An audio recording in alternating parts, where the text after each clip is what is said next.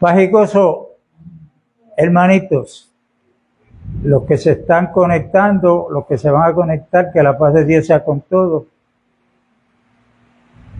Y advirtiéndole que si escuchan algún sonido extraño, es que aquí está lloviendo. Con el permiso, déjenme arreglar un poquito esto aquí.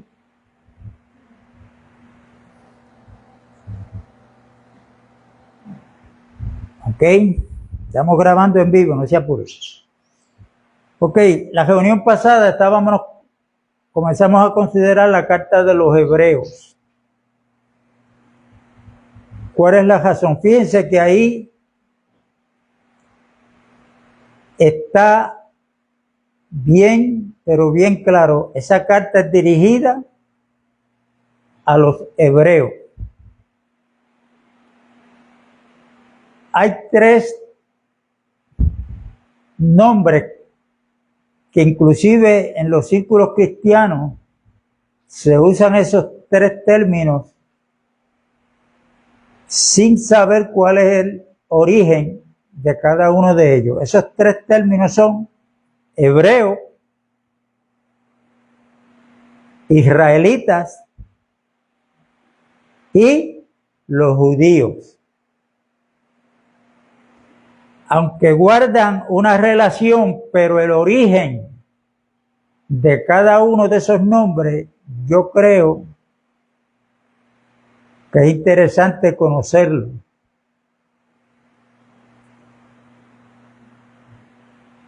Y yo le había dicho que esta carta escrita a los hebreos, aunque todavía nadie sabe el autor de ella, son personas que practicaban el judaísmo y cuando escucharon el evangelio de la gracia de Dios, se convirtieron a Cristo. Por eso es que esta carta es escrita a los hebreos. Cuando leemos toda la carta, vamos a descubrir varias cosas. Y es importante, entiendo yo, leerla y entenderla, porque nos arroja luz sobre el nuevo pacto. Sobre el nuevo pacto. Pero el significado de la palabra hebreo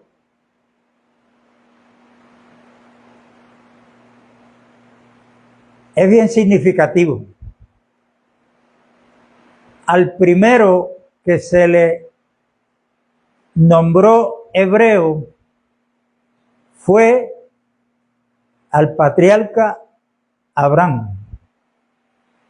Y esto está en el libro de Génesis, en el capítulo 14, el verso 13. Pero lean el capítulo completo. Y ahí fue donde por primera vez en la Biblia aparece ese nombre hebreo.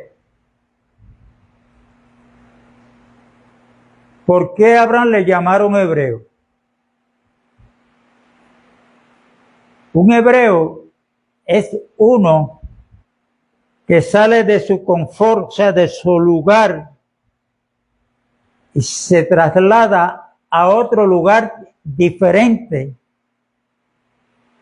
al que él estaba. En este caso, Abraham vivía en Ur de los Caldeos, era un idólatra igual que los demás, era hacedor de ídolos, pero la elección, quien la hace es Dios. Y Dios, en medio de este pueblo idólatra, eligió y llamó a este hombre llamado Abraham. Las instrucciones que Dios le da, y aquí es donde podemos entender un poquito mejor cuando se sabe el significado de la palabra hebreo y el origen de ella.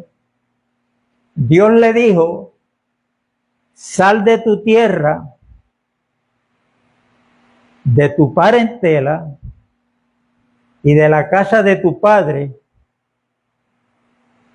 a la tierra que yo te mostraré. Eso fue lo que Dios le dijo a Abraham.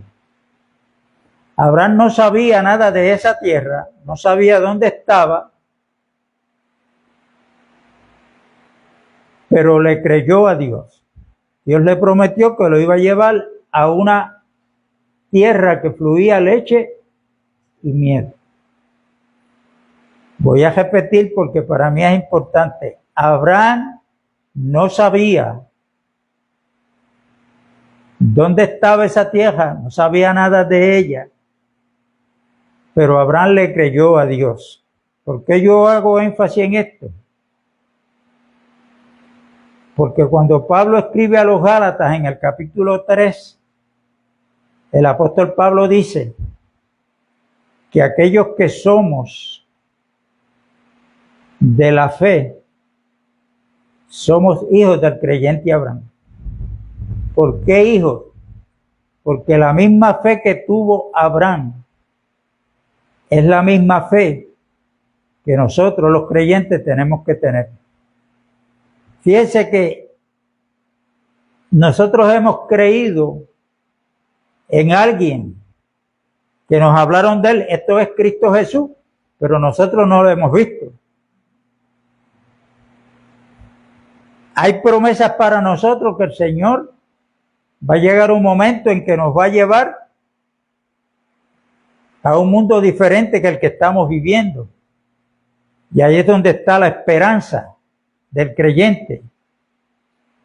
La fe que nosotros tenemos, Dios nos la ha dado por medio del escuchar y escuchar la palabra de Dios.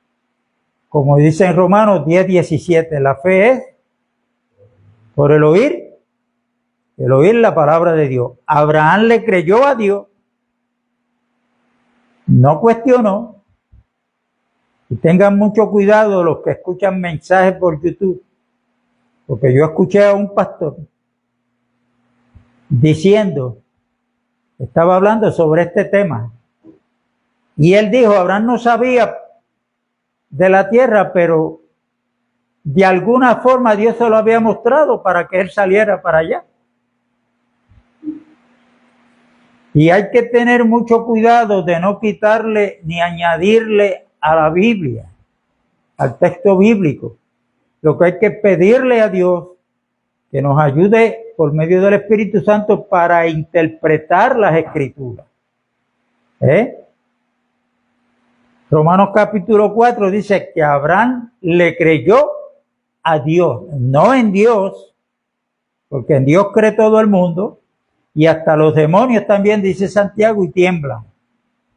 Creerle a Dios es creer lo que Dios dice. Y lo que Dios dice no depende de nuestro entorno. Porque el plan que tiene Dios para la humanidad ha sido revelado en la persona de Jesucristo. Y de hecho, esta carta comienza hablándonos de Cristo, porque Cristo es la máxima y final revelación de Dios para la humanidad. Así es que el que venga por ahí o por allá con una nueva revelación, porque Dios me reveló, ¿sí? ¿Qué te reveló Dios? Pues hay que tener cuidado.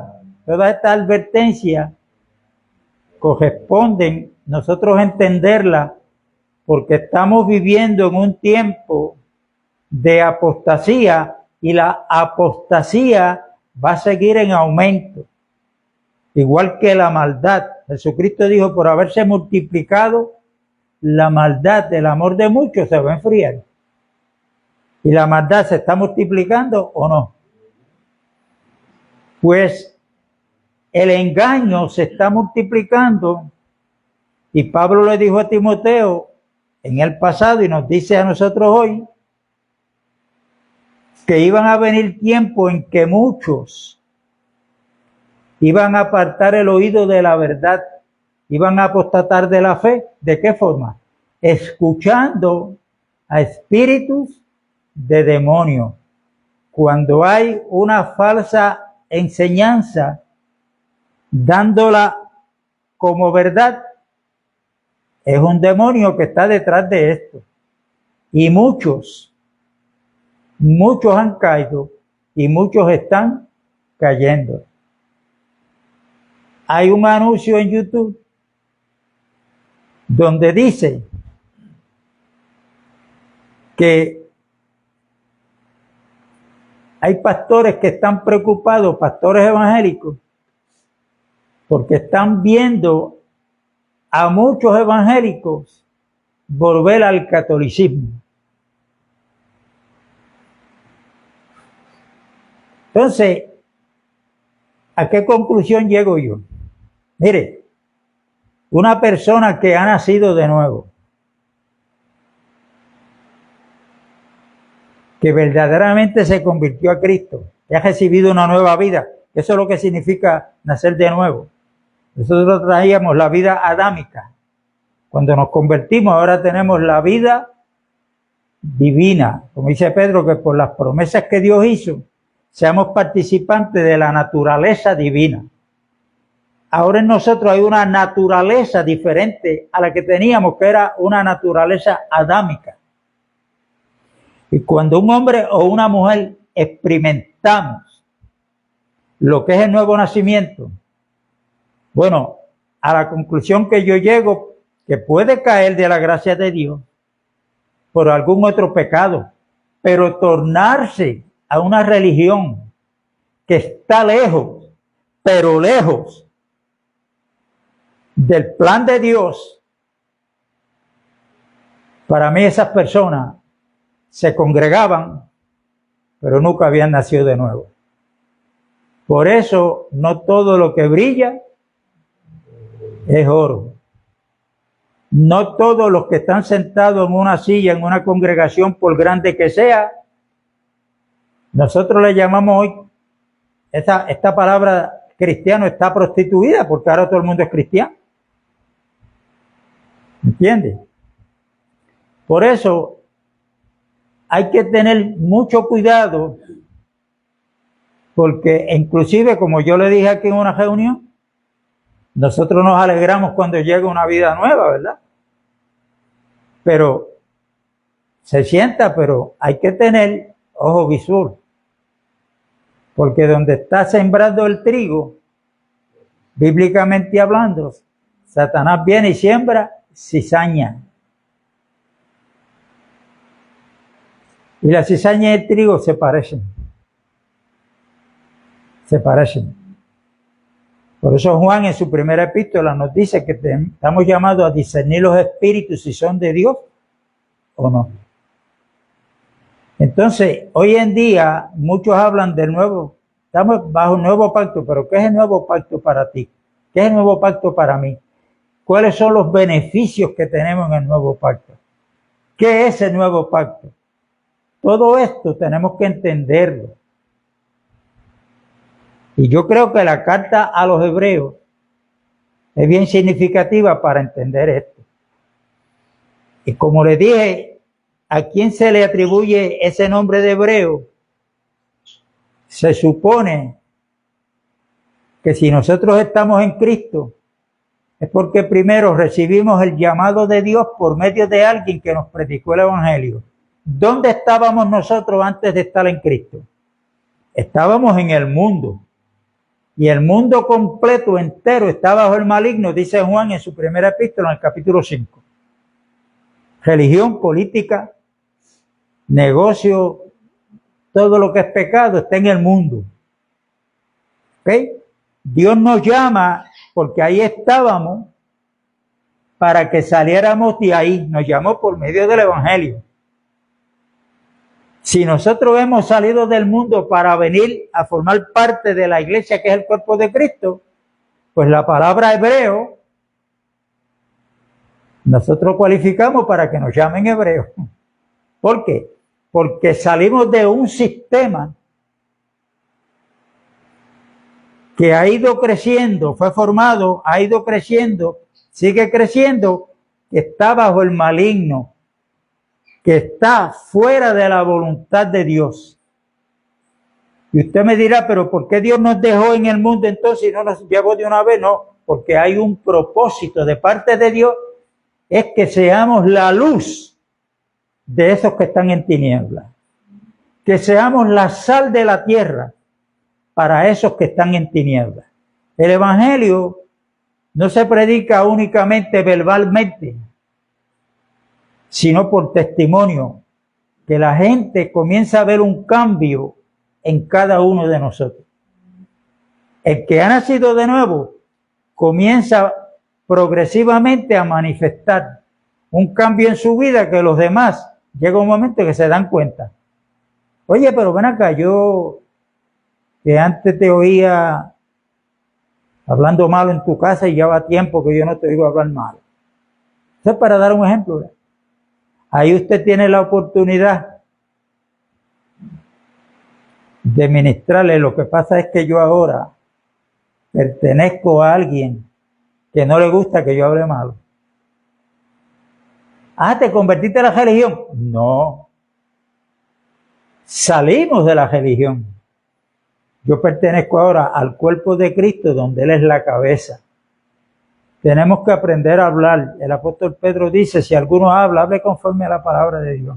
El mundo está lleno de religiones. Van a aparecer cada día más con diferentes nombres. Nosotros tenemos que permanecer como Dios dice que somos. Lo que Dios dice que somos, eso tenemos que permanecerlo. En ese sentido somos la sal. La iglesia está llamada a conservar la palabra de verdad sin contaminarla y sin permitir que nadie la venga a contaminar. En mi mente, en mi espíritu. O sea, por eso es que tenemos que estar preparados para cuando vengan.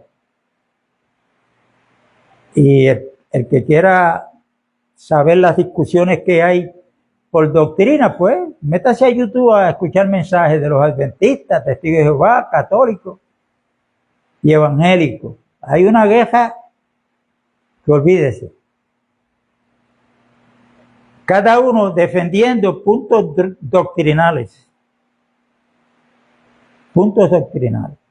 Recuerde que una doctrina de error le va a venir con parte de la verdad. Entonces ahí es donde tenemos que tener cuidado porque ahí caemos. Y porque usted lleve 30 años en el Evangelio, 40, eso no equivale a que usted pueda ser engañado y yo pueda ser engañado. ¿Okay? Según de Corintios 11, Pablo dijo a los corintios que se habían convertido de verdad, pero había entre ellos unos problemitas y Pablo le dijo, me temo que como la serpiente con su astucia engañó a Eva, vuestros sentidos se han extraviado de la fidelidad a Cristo. Dios busca en nosotros algo que va sobre todo, es la fidelidad. En uno de los mensajes de Apocalipsis habla de uno que fue fiel en Esmirna, donde lo mataron por no negar la fe de Cristo. Mi testigo fiel. Pero el testigo fiel, el testigo de los testigos, es Cristo Jesús. Que ese título se le da a Cristo también, como el testigo fiel. Un testigo es uno que habla de algo o de alguien. Jesucristo se mantuvo hablando de la voluntad del Padre, del plan de Dios para nosotros, y que no hablaba por su propia cuenta, sino que lo que él escuchaba hablar al Padre, eso era lo que decía. Y fue fiel hasta la muerte, y muerte de cruz. Por eso se le atribuye ese título a Cristo también, el testigo fiel. Y para nosotros ser testigos fieles tenemos que tener cuidado porque nosotros somos hombres y mujeres con sentimientos. No, lo que pasa es que yo por no ofender a fulano, pues, nuestros sentidos están siendo extraviados. Porque si Elisa, que es mi esposa, se viera en contra de la verdad, yo le tengo que hablar a ella la verdad. Mire, le voy a dar esto como testimonio. Cuando mi madre murió, ella era católica, mi padre era católico. Eso fue lo que nos enseñaron en la práctica. Pero cuando mi madre murió, ya yo me había convertido al Señor. Y yo estaba pendiente ya de muchas cosas que iban a suceder. Una de ellas fue que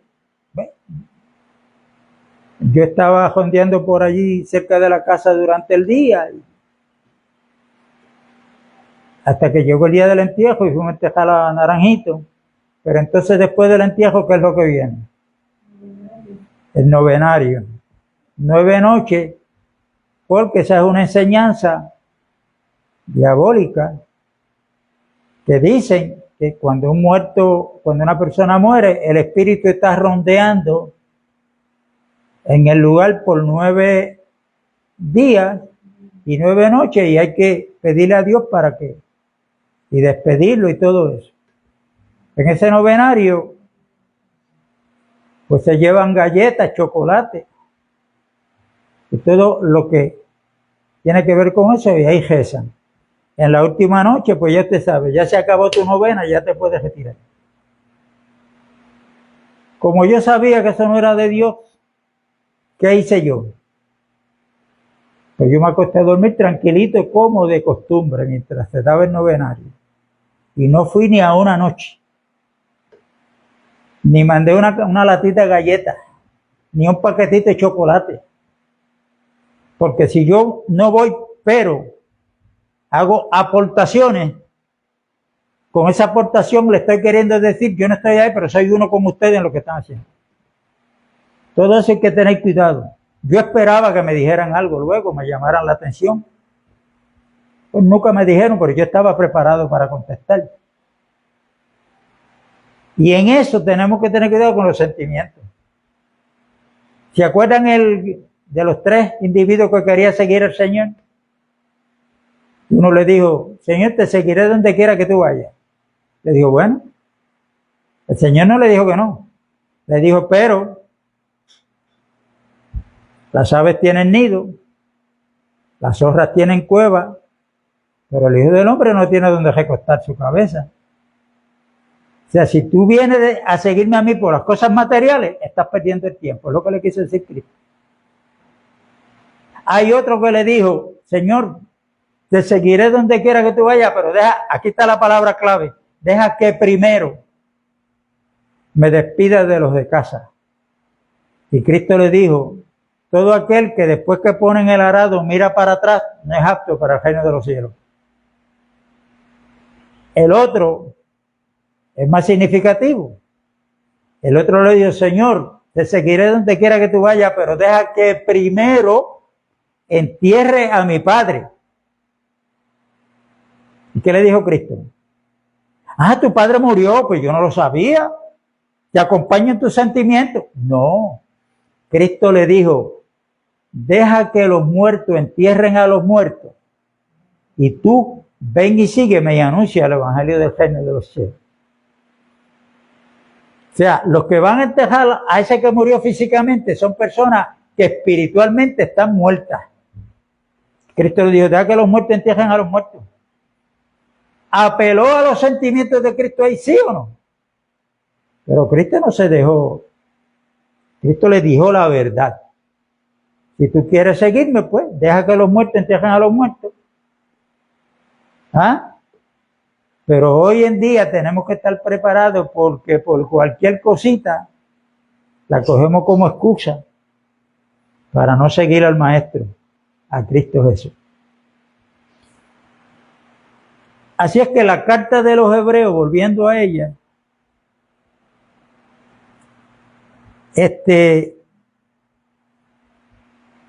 yo la he considerado bien importante, repito, porque sobre el nuevo pacto tenemos mucho que aprender.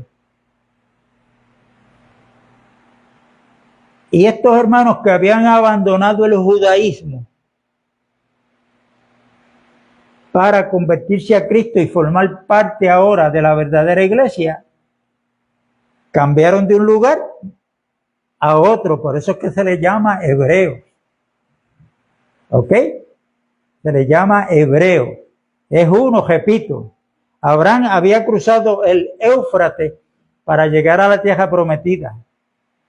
Pero antes de cruzar el Éufrates, hay algo bien importante. Las instrucciones que Dios le dio. Vete de la casa de tu padre. Deja tu parentela. O sea, las costumbres que tú aprendiste ahí, lo que tú estabas practicando ahí, los sentimientos que tú tienes ahí, tienes que abandonarlos y sal a la tierra que yo te voy. Cuando usted lee a Lucas 14 para nosotros, ¿qué fue lo que nos dijo Cristo? El que no dejare padre, madre, hijo, mujer, esposa, esposo. Si aún no aborrece su propia vida, pues no puede ser mi discípulo. Ese abandonar no es que usted vaya a odiar a sus padres. Lo que quiere decir esa escritura, que nada puede estar por encima de Cristo. A Cristo no se le puede dar el segundo lugar, porque Pablo cuando escribe a los Colosenses dice que Dios le ha dado la preeminencia a Cristo en todas las cosas. Yo sigo amando a mi familia, pero por encima de ese amor yo tengo que tener un amor superior a Cristo. Y eso lo demuestro cuando le doy el primer lugar en mi vida a Cristo. Si algún familiar me es obstáculo para yo servirle a Cristo, yo tengo que decidir a quién es que yo le sirvo, si le voy a servir a los sentimientos o le voy a servir a Cristo, porque ¿quién es el que nos puede dar perdón de pecado? ¿Quién es el que nos puede otorgar vida eterna? No es nadie, solamente Cristo Jesús. Y nosotros tenemos que entender que nosotros no nos reunimos aquí porque somos un grupo religioso más. Nosotros nos reunimos porque somos parte del cuerpo de Cristo, con una fe que Dios nos ha dado y con una esperanza que tenemos en algo que Dios nos ha prometido y que todavía no lo tenemos. Como dice 1 Corintios 13:13, ahora permanecen la fe, la esperanza y el amor. El mayor de esos tres es el amor, que se va a permanecer para siempre. Cuando estemos con el Señor en la Nueva Jerusalén, ahí no vamos a necesitar ya fe. No vamos a necesitar ya más esperanza. Pero lo que va a reinar al 100% en nuestra mente, en nuestros corazones, es el amor. Es el amor. Esa es nuestra esperanza. Amén. Así es que los hebreos, ya le expliqué por qué se le llama israelita. Si nosotros leemos la historia en Génesis de Jacob, ese era el nombre de él, de los dos hijos que tuvo Isaac. Jacob era nieto de Abraham, hermano de Esaú.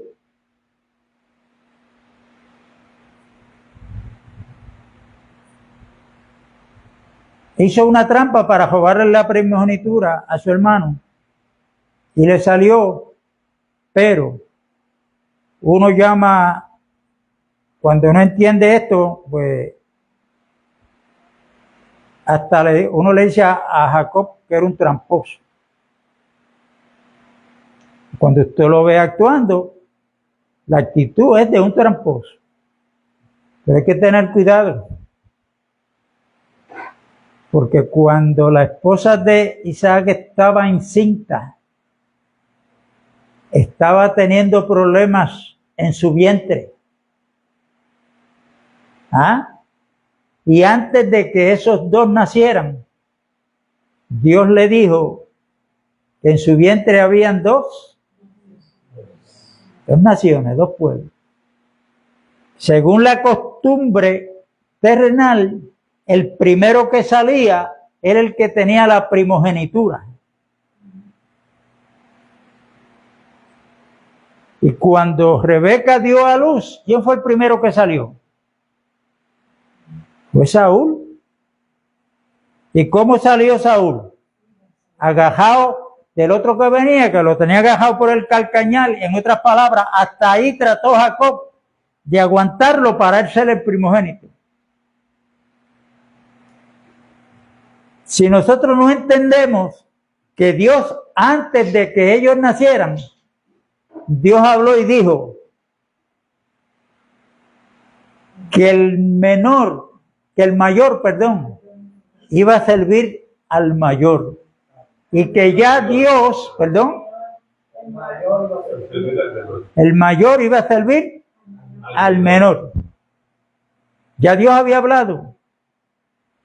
A Esaú aborrecí, mas a Jacob lo amé. O sea, que en el plan de Dios las cosas cambian.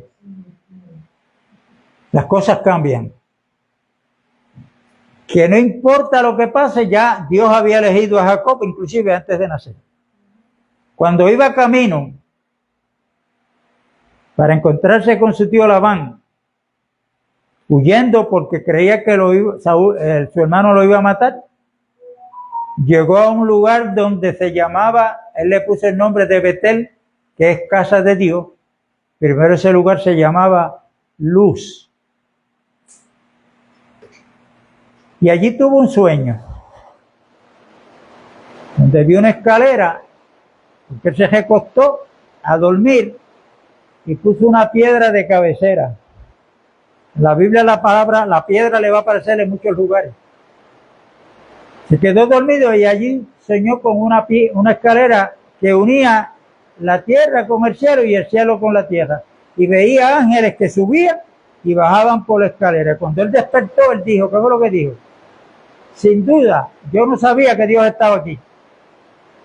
Esto es casa de Dios y puerta del cielo. Ahora, él sigue su camino. Cuando regresó de casa de Labán con todos sus hijos, sus mujeres, todo lo que él tenía, venía a encontrarse con Saúl, pero antes de encontrarse con su hermano, se le apareció un ángel una noche. Y allí comenzó a luchar con este ángel. Y ya que estaba al rayar del día, el ángel le dijo, suéltame, porque ya estaba por amanecer ya. Y Jacob le dijo, hasta que no me bendigas, yo no te voy a soltar.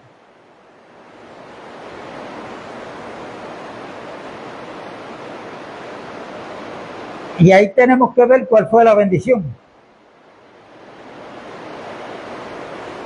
Dice la palabra que el ángel tocó una de sus caderas y ahora Jacob no puede caminar como antes caminaba. Ahora camina cojeando. Y el ángel le dijo, de aquí en adelante no te vas a llamar Jacob. Ahí le cambió el nombre. Le dijo, de ahora en adelante el nombre tuyo será Israel, que significa príncipe de Dios. Esa fue la bendición que él recibió, que ahora no puede seguir haciendo trampa, porque ahora cualquiera lo puede coger corriendo, porque ahora él cojea. ¿Ok? De ahí es que sale el nombre de Israel. Y de este hombre llamado Israel, cuando Dios le cambia el nombre, es que luego salen las 12 tribus del pueblo, no hebreo, del pueblo de Israel. ¿Estoy explicándome o no? ¿De dónde aparece la palabra judío? O el Judá. Judío, sí. Bueno, cuando leemos la historia que David muere, su hijo Salomón es el que se ubica en el trono por orden de Dios. Salomón estuvo reinando en Israel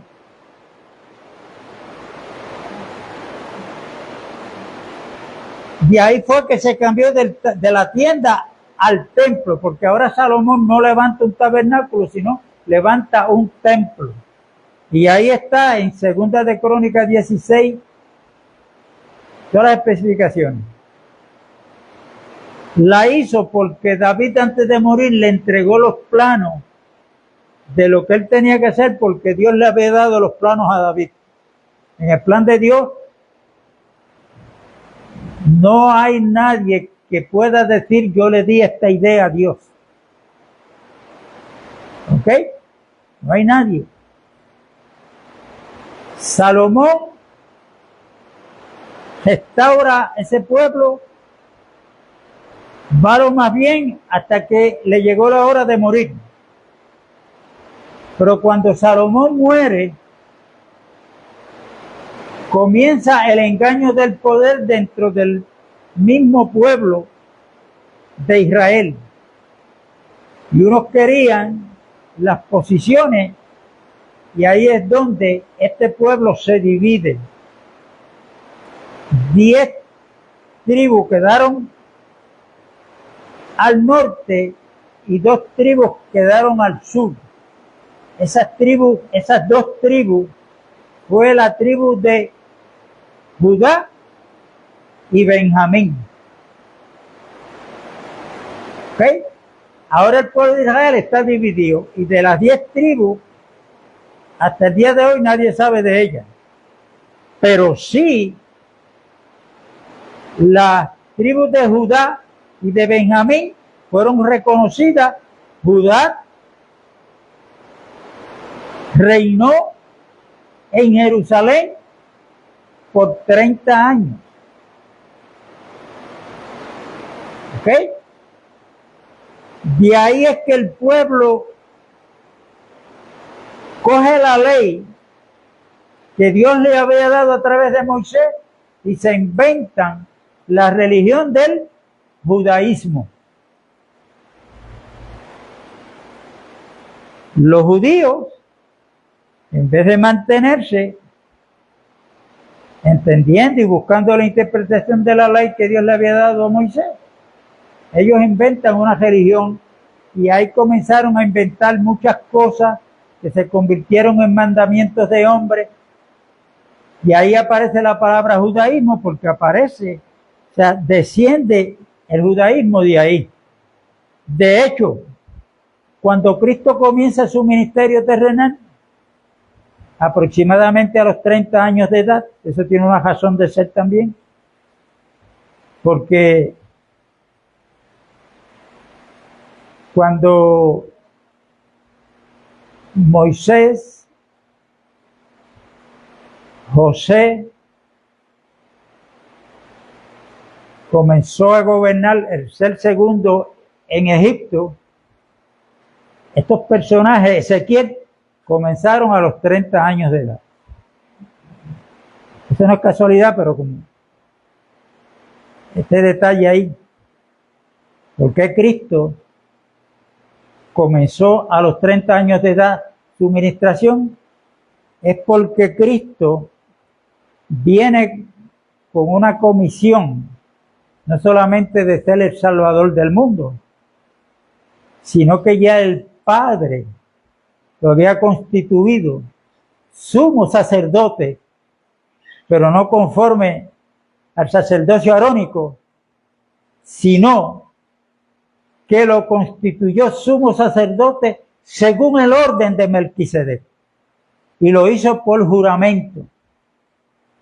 Y el sacerdote, para poder ejercer el sacerdocio en la casa de Dios, tenía que comenzar a los 30 años de edad.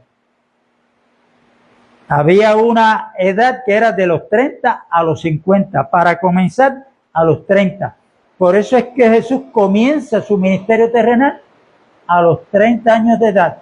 Por eso es que la mujer que tenía el flujo de sangre, hacían 12 años, había gastado todo en médico, y ella decía, si tan siquiera tocare el borde de su vestido, seré sana, porque ella sabía que aquellas vestimentas que tenía Cristo no las podía usar cualquiera.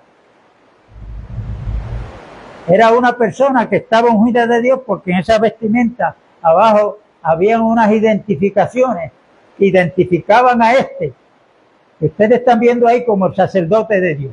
Por eso ella decía, si tan siquiera tocare el borde de su vestido. Ella rompió cuanta ley había que le prohibía hacer eso, se metió por entre medio de la gente hasta que logró tocar el manto del Señor, el borde del manto de su vestimenta. Y cuando ella lo tocó, ¿qué dijo Jesús? ¿Quién me ha tocado? ¿Qué le dijeron los de Señor? Pero tú no ves la multitud que te está apretando hace tiempo, y tú preguntas ahora que quién te ha tocado. Alguien me ha tocado porque he sentido que de mí salió virtud. Aquel toque fue un toque diferente al toque que le estaban haciendo las multitudes. Y la mujer, al ver eso, se puso de pie y le dijo, Señor, yo fui. Yo fui. Y le dijo, tu fe te ha hecho sana, vete. Y hasta ahí llegó el flujo de sangre. Pero todo eso tiene una razón de ser, ¿eh? Porque ella no dijo, déjame tocarle un brazo, decirle, Señor, di la palabra que yo sanaré. No, no.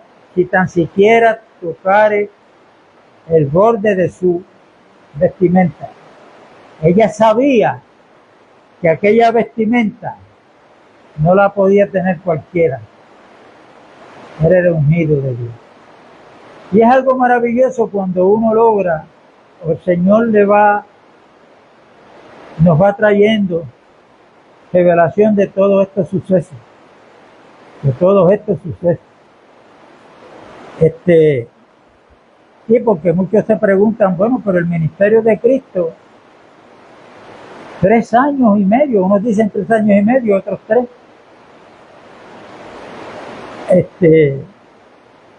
Yo me voy por los 3.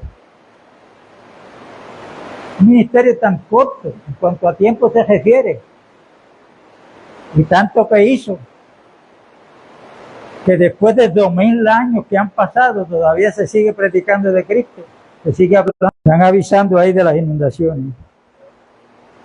Perdone lo que están sintonizados, es que hubo una interrupción ahí del sistema que está pasando por Puerto Rico. ¿Por dónde yo iba? ¿Por dónde íbamos?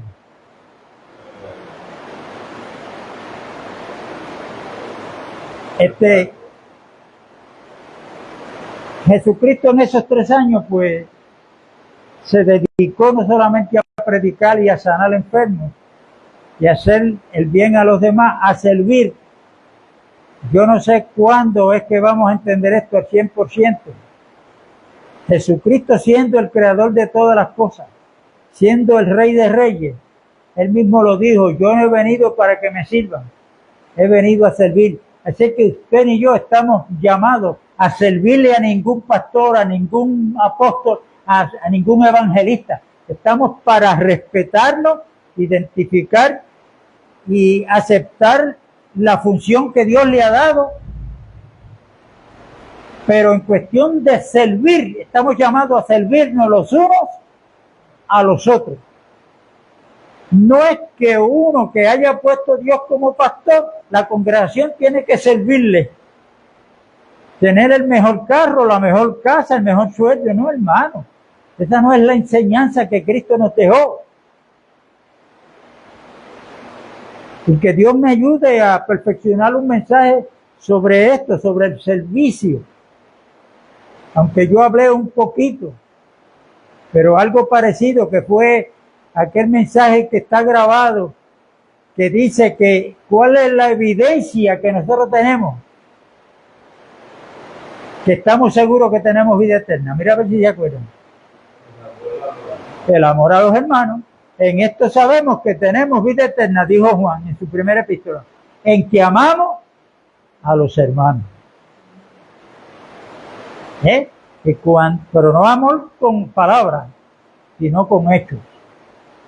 Porque Cristo amó con hechos, sirviéndole a los demás. Y para eso Cristo dejó la iglesia aquí.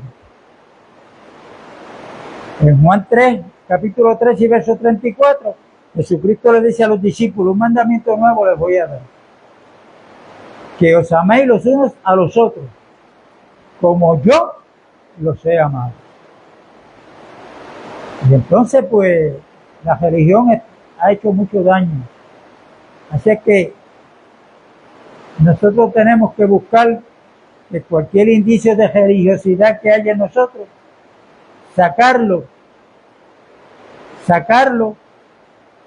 y que Dios nos ayude para cuando nos encontramos con nuestros hermanos que están en el sistema religioso y podemos,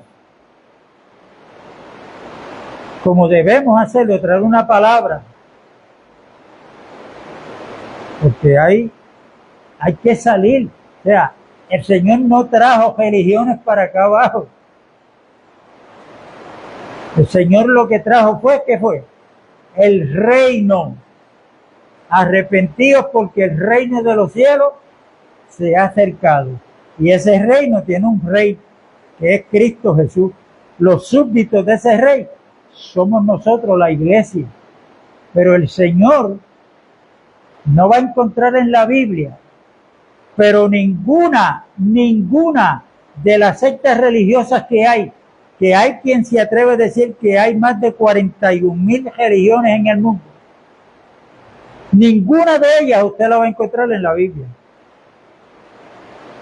Entonces, oye, para los políticos, bueno, pues el que es PNP es un orgullo para él decirlo. Yo quiero la estabilidad. El que es popular de clavo pasado dice, es un orgullo. No, yo quiero el Estado Libre Asociado. El independentista, para él es un orgullo. Pero vamos a ver el nombre que nosotros Dios nos ha dado para que nos identifiquemos con él, que fue el mismo nombre que le dio a su Hijo Jesucristo. Porque vamos en la próxima reunión a comenzar a profundizar en esta carta. Y voy a terminar con esto.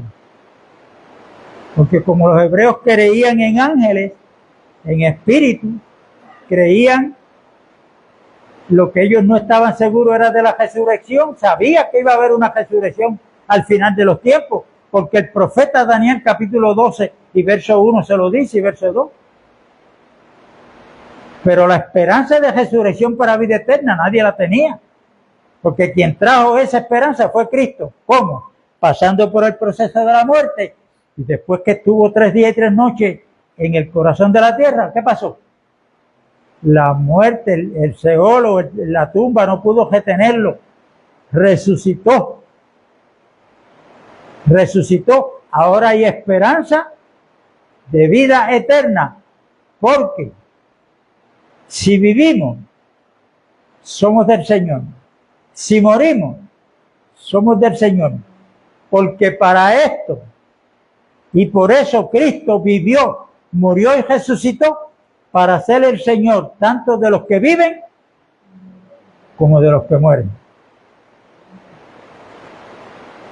Por el proceso de la muerte tenemos que pasar, porque este cuerpo, la carne, no heredará el reino de los cielos, ni la sangre tampoco. La sangre la necesitamos para vivir la vida terrenal. Pero cuando estemos en la Nueva Jerusalén no necesitamos sangre que coja por nuestras venas, porque tenemos la vida eterna que es Cristo Jesús. Allí no necesitamos sangre. ¿Ok? Entonces, ellos creían en todo esto. Pero ¿qué pasa? Que la religión del judaísmo los había cegado.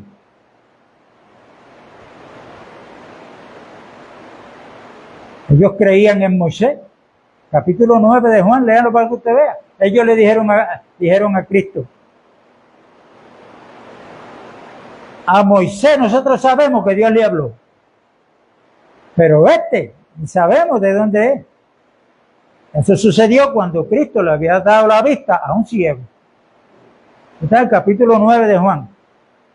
Y él le dijo: bueno, eso es lo grandioso, que ustedes no saben de dónde es, mas sin embargo a mí me dio la vista. Y sabemos que Dios no oye al pecador, pero al que es temeroso de Dios, Dios lo oye. Esa era una creencia que había, que Dios no oye al pecador. Y entonces le dijeron: tú quieres ser discípulo de él, parece, ¿verdad? Nosotros somos discípulos de Moisés y sabemos que Dios a Moisés le habló, pero eso está ahí en el capítulo 9 del Evangelio de Juan. Entonces los israelitas, que eran los hebreos, que eran los judíos, creían en Moisés, pero para poder creer en Cristo tenían que abandonar a Moisés. ¿Ves? Porque entonces eso lo que le produjo fue un velo en sus corazones. Por eso en 2 Corintios 3 el apóstol Pablo dice que mientras ellos leen a Moisés, tienen un velo puesto en su corazón, pero cuando se conviertan al Señor, el velo se le va a quitar, porque el Señor es el Espíritu, y donde está el Espíritu de Dios, allí hay libertad. Así es que vamos a continuar el domingo que viene, metiéndonos un poquito más en esta palabra para que veamos que la máxima revelación, repito, de Dios y la última revelación de parte de Dios para la humanidad es Jesucristo. Y de aquí vamos a aprender varias cosas que nos es necesario aprender. Así es que la paz de Dios sea con todos.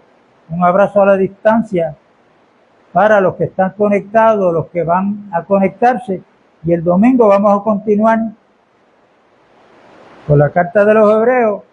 Así es que, aunque yo no fui hoy a ella, pero el domingo que viene sí vamos a ir leyendo esta carta poco a poco. Así es que vayanla leyéndola en su casa y nos vemos el domingo, si Dios lo permite. Y a disfrutar del agua que está cayendo. Gracias a Dios que el huracán no se metió a Puerto Rico.